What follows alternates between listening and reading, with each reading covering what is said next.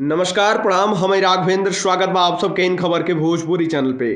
भोजपुरी अभिनेत्री आकांक्षा दुबे के आत्महत्या खातिर उकसावे के आरोपी समर सिंह के मुसीबत बढ़त दिख रहल बाटे।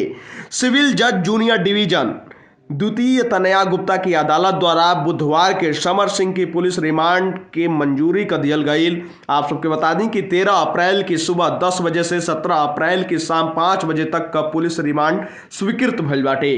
एकर मतलब ही कि समर सिंह 4 दिन 7 घंटा पुलिस कस्टडी रिमांड में रही। अदालत में समर सिंह जिला जेल से वीडियो कॉन्फ्रेंसिंग के जरिए पेश भइल रहे।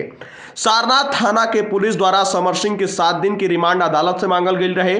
पुलिस का कहली बाटे कि समर का मोबाइल बरामद कईल जरूरी बाटे। एकरे अलावा समर के लखनऊ और मुंबई स्थित ऑफिस जाकर भी ओकरे और आकांक्षा के बीच भइल वित्तीय लेन देन व फिल्म के करार संबंधी कागजात बरामद करे के बाटे। रिमांड का विरोध फौजदारी के अधिवक्ता अनुज यादव, आशीष सिंह और विकास यादव द्वारा कल गई।